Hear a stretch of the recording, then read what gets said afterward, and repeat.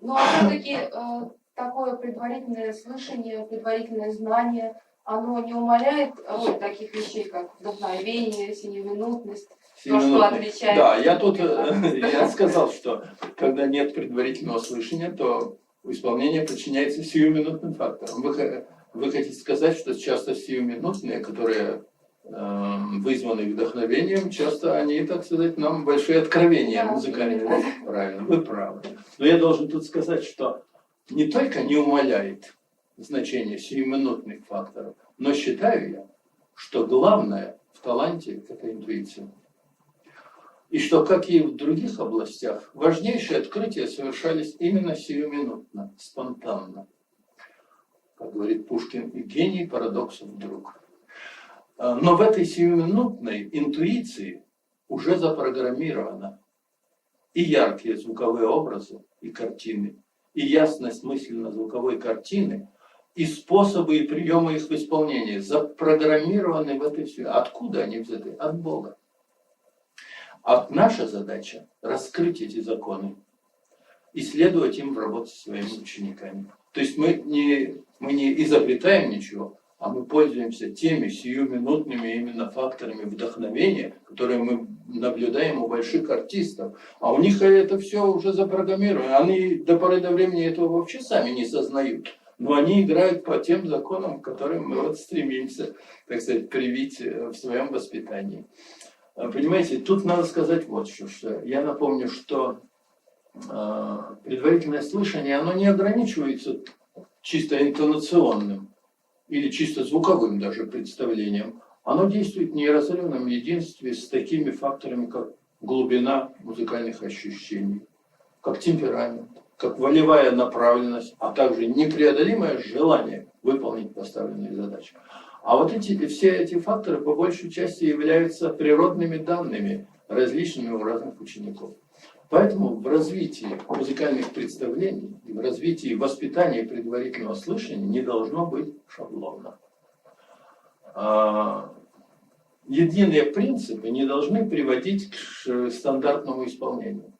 У каждого ученика представление должно складываться по-своему, приспосабливаясь к собственному индивидуальному пониманию.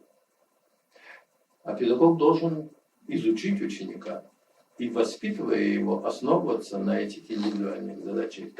Кстати, любой пианистический навык считается усвоенным тогда, если ученик или пианист, как хотите, может его варьировать, применяя к своим исполнительским данным.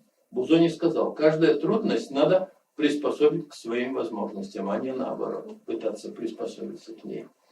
Мы знаем, что все крупные исполнители шли к цели разными путями.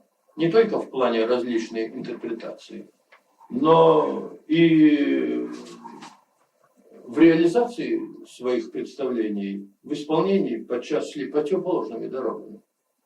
Например, если, скажем, Сафроницкий поражал слушателей неожиданными открытиями на разных концертах в одной и той же пьесе, то Микеланджело всегда преподносит нам тщательно отшлифованное, до миллиграмма взвешенное звучание, всегда одинаковое в своем законченном совершенстве. По мнению Антона Рубинштейна, звуковое представление не должно быть незыблемым, постоянным. В хорошую погоду можете играть так, а в плохую, в дождь играйте иначе. Так он говорил Иосифу Гофману на уроках. А Скрябин говорил, что музыкальное представление сегодня одно, а завтра другое, как море. Но в этом во всем важно то, чтобы было море. Бурное или спокойное. И чтобы был или дождь, или сияло солнце. Хуже всего, когда ничего этого нет. Вот так бы я вам ответил на замечание о 7-минутных факторах вдохновения, в котором вы совершенно правы. Мне кажется, что вот ваша система, она как бы обеспечивает какие-то тылы, что называется, для исполнителя. Вдохновение может быть, а может оно и не быть. А все-таки то, что сделано... Элемент мастерства срабатывает. Да, он срабатывает, и все-таки ниже какого-то уровня исполнения не опускается. Да, ну, конечно, для того, чтобы оно было живым по-настоящему, то элемент вдохновения в нашем исполнении нужен. Ну, это уже, так сказать, Но мы учим и этому, кстати говоря, воспитываем и эти черты. Тут все зависит от нашего контакта с учеником, от яркости репертуара, который мы даем, от многих факторов.